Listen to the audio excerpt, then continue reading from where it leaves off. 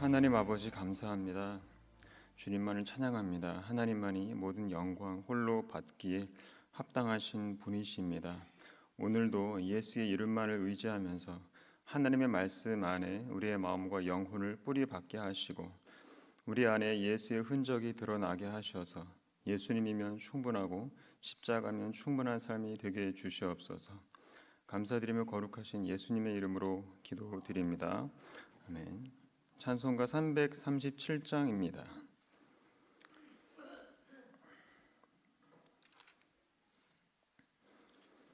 찬송가 337장입니다.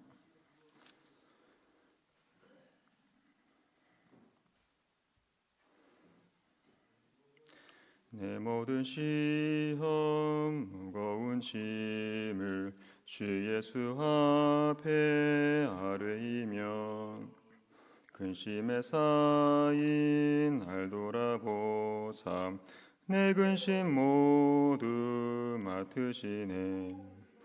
무거운 짐을 나 홀로 지고 견디다 못해 쓰러질 때 불쌍히 여겨 구원해 주리.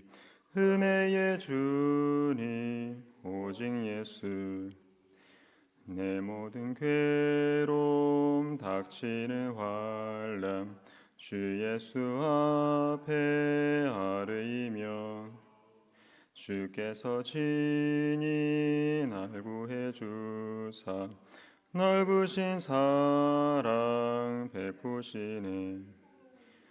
무거운 짐을 나 홀로 지고 견디다 못해 쓰러질 때 불쌍히 여겨 구원해 주리. 은혜의 주님 오직 예수. 내 점점 무거워질 때 주 예수 앞에 아뢰이며 주께서 친히 날 구해 주사 내 대신 짐을 져주시네. 무거운 짐을 나 홀로 지고 견디다 못해 쓰러질 때 불쌍히 여겨 구원해 주리. 은혜의 주님 오직 예수. 마음의 시험 무서운 죄를 주 예수 앞에 아뢰이며 예수는 나의 능력이 되사 세상을 이길 힘 주시네. 무거운 짐을 나 홀로 지고 견디다 못해 쓰러질 때 불쌍히 여겨 구원해 주리. 은혜의 주님 오직 예수. 아멘. 오늘 같이 읽을 말씀은 시편 64편 1절에서 10절입니다. 시편 64편 1절에서 10절까지 말씀 한 절씩 돌아가면서 읽겠습니다.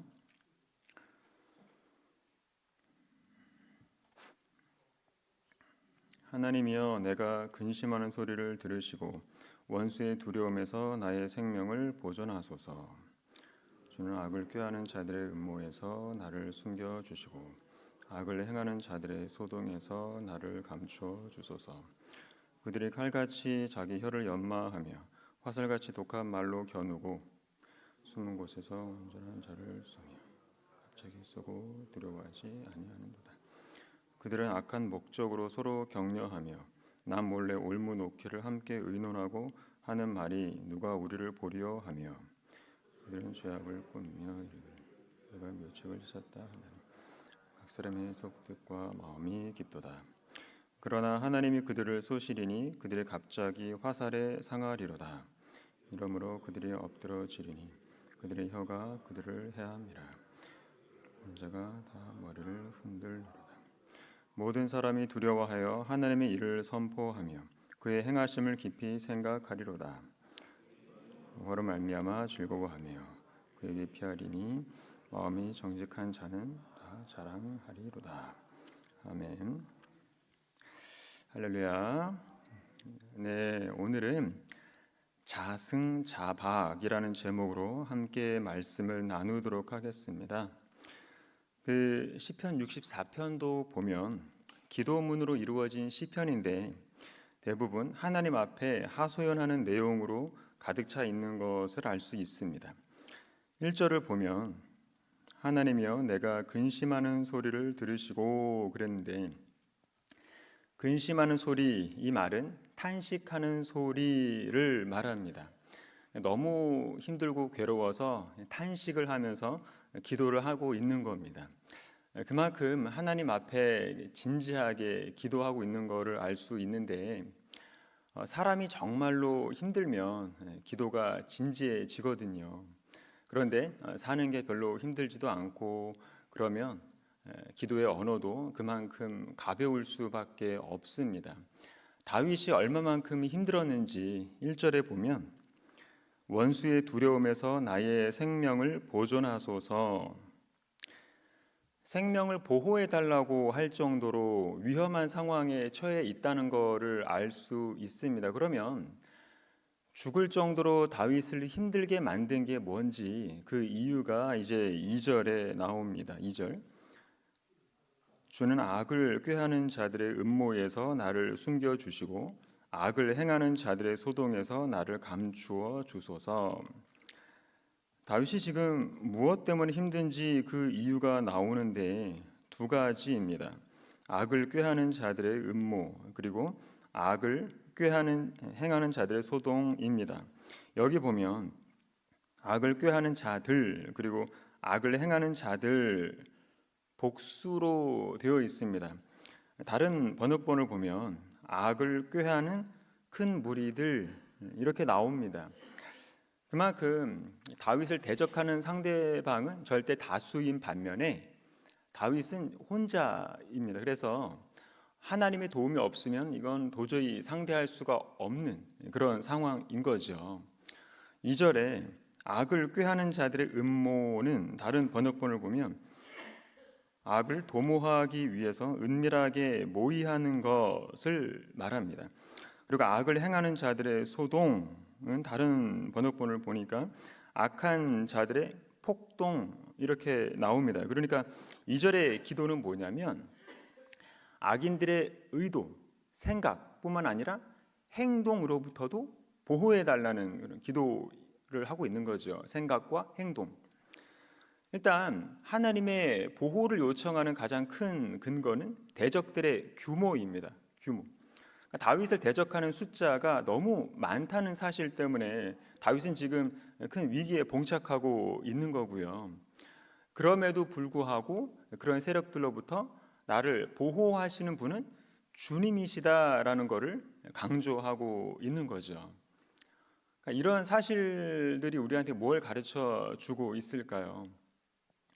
대적들, 악인들, 원수들의 특징은 기본적으로 비열하고 그리고 상대적으로 숫자가 많습니다. 그래서 의인들은 항상 외로울 수밖에 없는 거죠. 하지만 악인들이 아무리 비열하고 아무리 불의할수록 거기에 비례해서 우리 삶에 간섭하시는 하나님의 손길도 더 커진다는 사실을 확신하게 된다는 겁니다.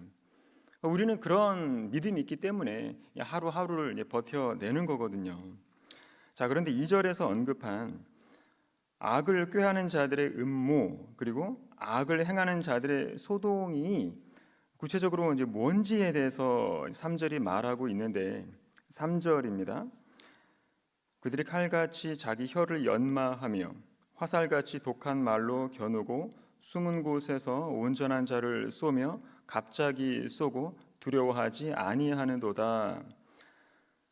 악한 자들의 음모와 악인들의 소동이 구체적으로 뭐라는 거죠? 바로 말입니다. 말, 언어라는 거죠.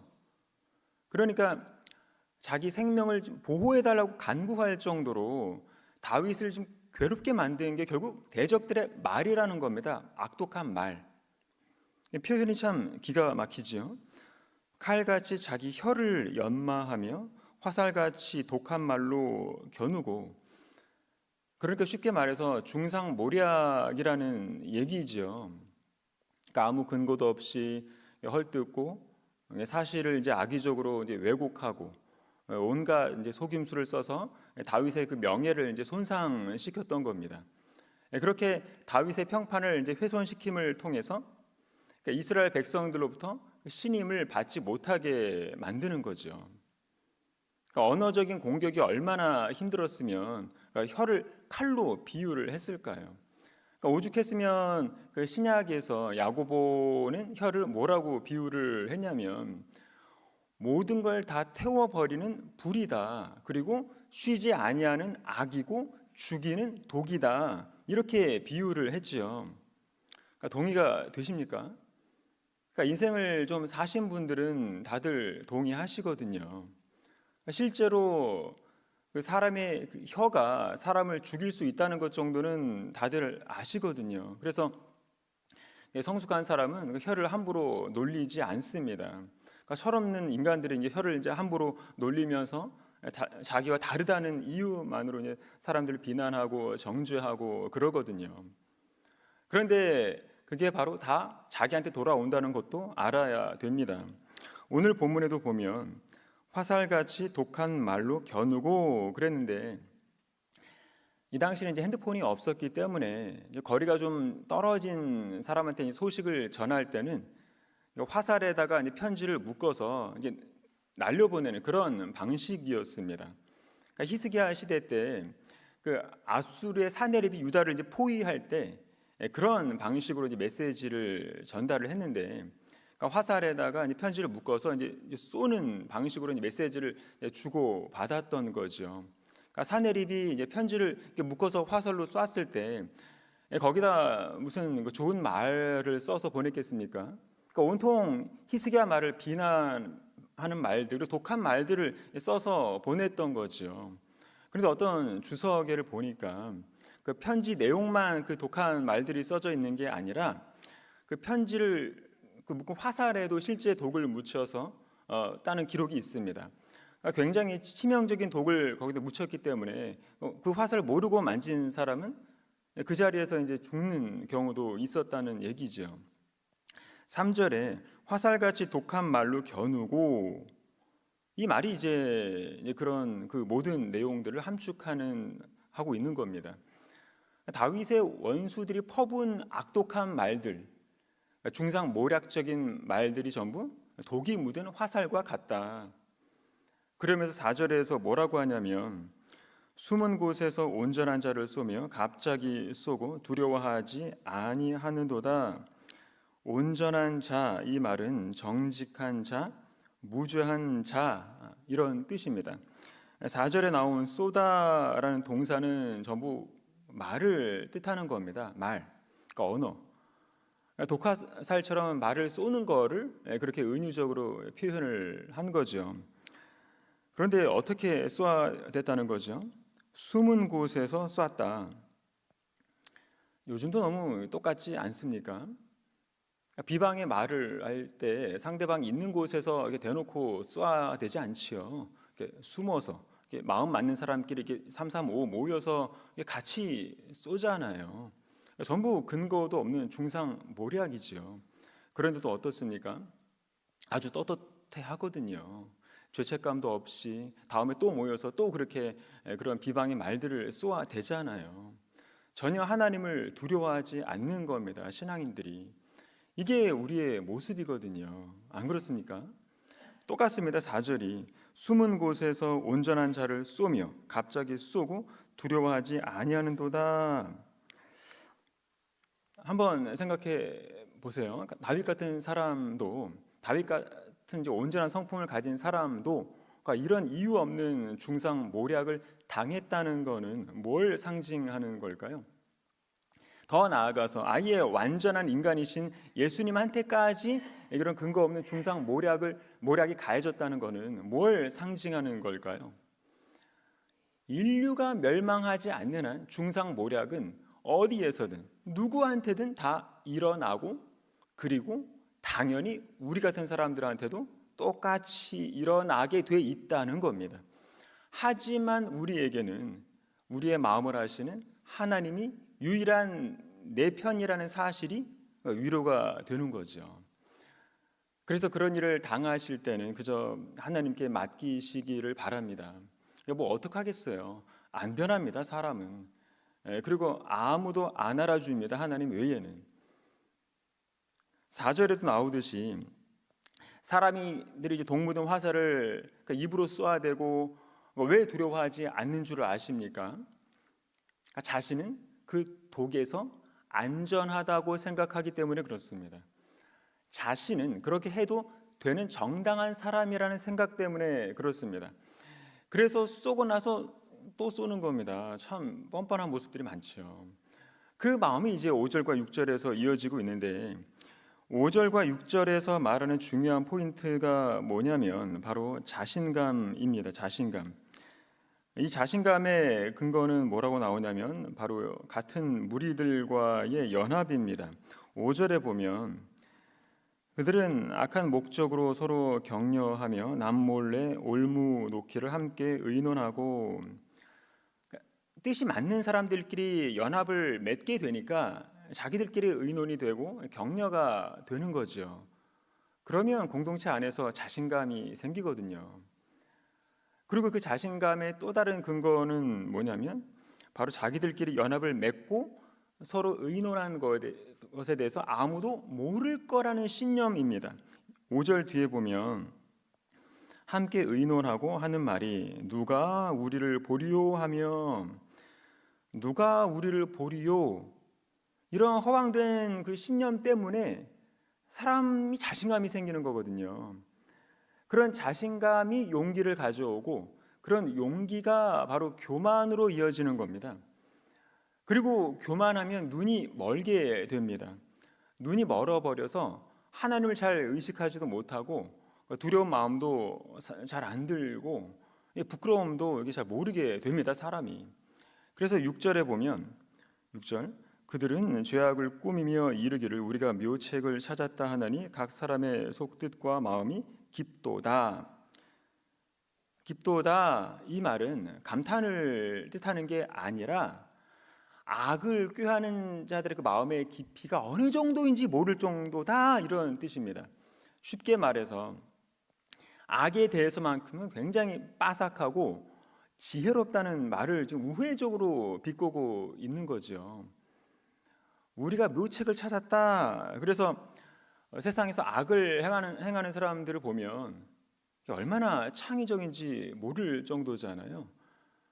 그런 창의적인 그런 머리로 하나님께 영광 돌릴 생각은 안 하고 계속 이게 악을 이제 생산하면서 그렇게 살아가고 있는 거죠. 그런데 반전이 나옵니다. 7절부터 7절에 그러나 하나님이 그들을 쏘시리니 그들이 갑자기 화살에 상하리로다.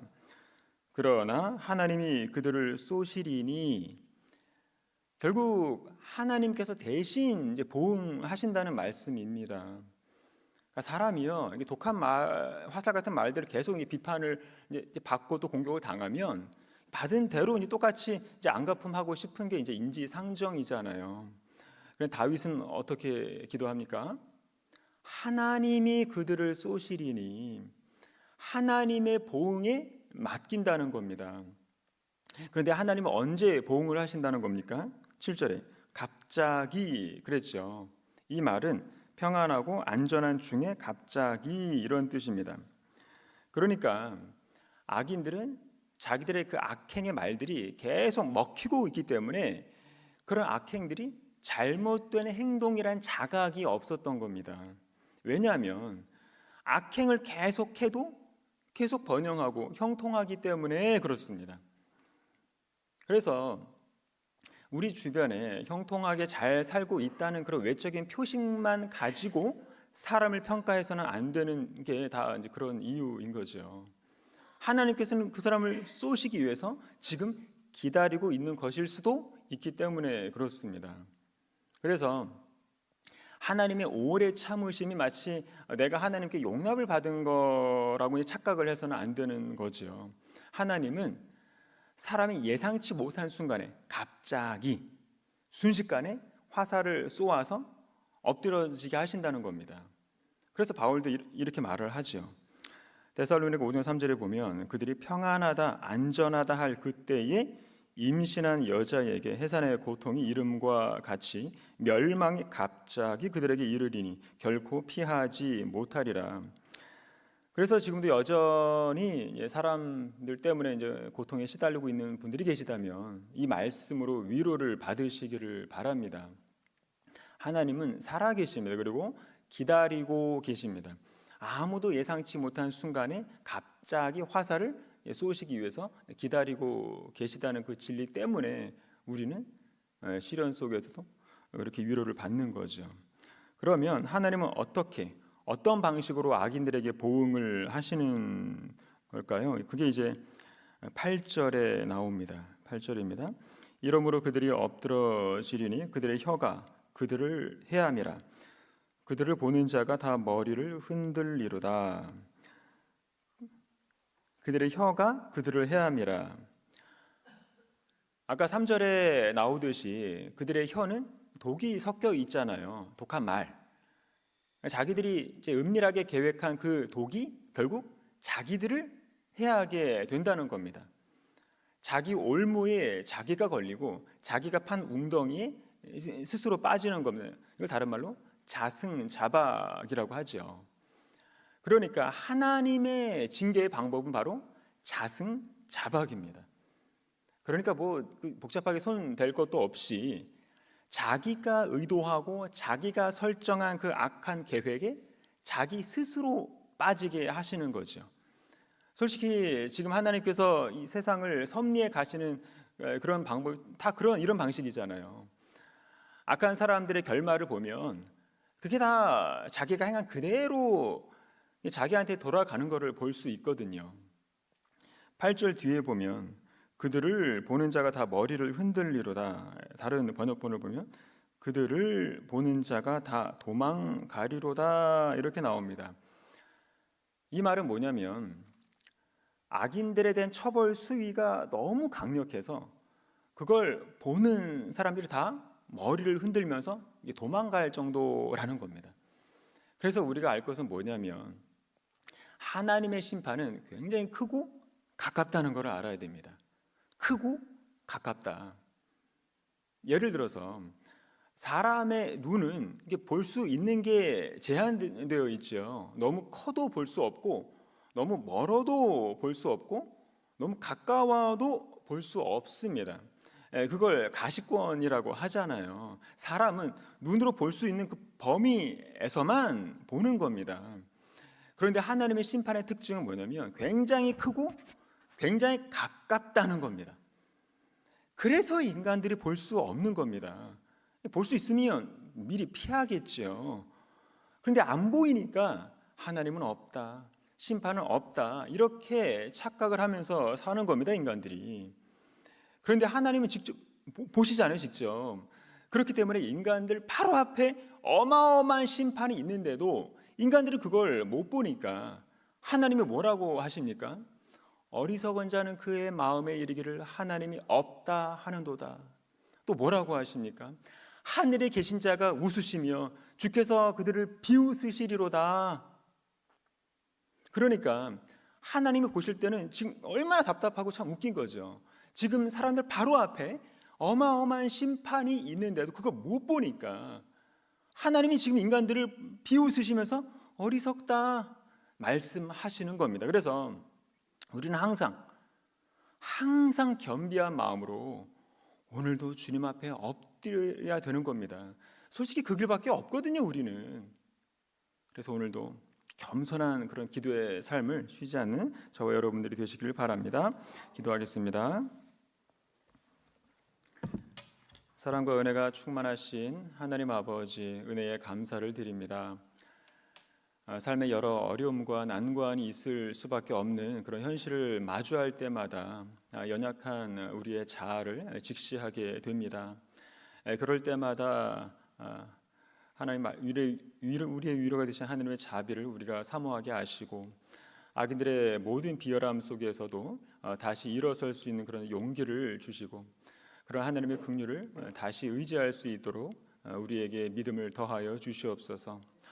우리를 대적하는 존재들은 크고 많을 수밖에 없고 은밀하게 계획하는 그런 악한 의도와 그런 행동들 앞에서 상심과 낙담을 경험하게 될지라도 하나님 아버지의 사랑의 손길은 그들보다 더 크고 위대하다는 그런 진리를 붙들므로 말미암아 오늘 하루를 버텨낼 수 있도록 도와주시옵소서. 오늘 우리에게 주어진 이 하루의 삶 속에서 하나님을 의식하고 하나님을 경외하고 하나님을 예배하고 그래서 하나님께 영광을 돌리는 그런 겸비한 심령으로 그렇게 주님 앞에 연락되는 겸손한 기도의 사명자들이 다 되도록 도와주시옵소서. 감사드리며 거룩하신 예수님의 이름으로 기도드립니다. 아멘. 이 시간 다 같이 말씀을 생각하면서 기도하시고요. 오늘 화요일 라이베리아의 엄진원 선교사님, 우리 이미재 선교사님을 위해 그리고 남아공의 강병훈 선교사님을 위해 기도해 주시기를 바랍니다. 그리고 나라와 민족과 교회를 위해서 그리고 개인적인 기도의 제목들 가지고 기도하시고 자유롭게 마무리하시기를 바랍니다. 다 같이 합심해서 기도하도록 하겠습니다. 사랑과 은혜가 충만하신 하나님 아버지, 오늘 하나님의 뜻에 순종할 수 있는 삶이 되게 해주시옵소서. 인간들이 자기 길을 계획하고 모략을 세울지라도 하나님의 뜻만이 온전히 선다는 사실을 겸허히 받아들이게 하시고 더 겸손히 기도에 무릎을 꿇는 삶이 되게 해주시옵소서.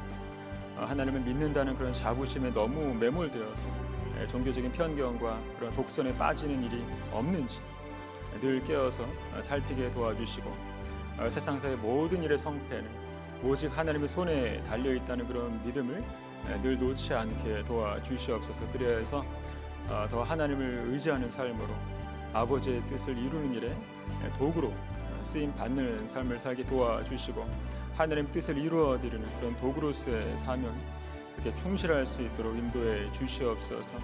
오늘도 말씀으로 말미암아 지혜를 주시고 주신 지혜로 말미암아 주야로 하나님을 기쁘시게 하는 그런 삶을 살아갈 수 있는 힘과 그런 용기를 주시고 종들의 마음을 강하고 담대하게 해주셔서 좌우로 흔들리지 않는 그러한 믿음의 깊이를 삶 속에서 드러낼 수 있는 그런 신앙이 될 수 있도록 도와주시옵소서.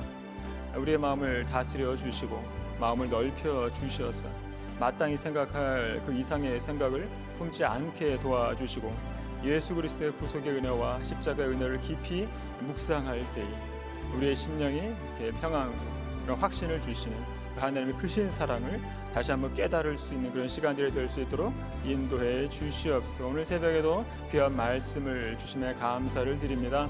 날마다 영혼의 꿀을 먹여주시고 예수를 닮게 해주심에 감사를 드리고 십자가의 길을 걸어감에 있어서 마주하게 되는 그런 여러 많은 미혹과 그런 충돌 속에서도 십자가를 생각하면서 이겨낼 수 있게 도와주시고 긍휼이 풍성하신 그 하나님의 자비와 은혜 앞에서도 마음이 나누어지지 않도록 간섭하여 주시옵소서. 오늘 주어지는 그런 삶의 형편 속에서 주님의 마음으로 잘 감당할 수 있도록 도와주시고 사역과 예배 속에서 하나님의 손길과 그 마음을 늘 삶으로 체화시켜 나가도록 도와주시옵소서. 오늘 하루도 모든 성도들의 삶을 지켜주시고 그들 안에 변치 않는 그 십자가의 신실하심과 변치 않는 십자가의 그런 능력을 의지하면서 세상을 담대하게 마주할 수 있도록 지켜주시옵소서.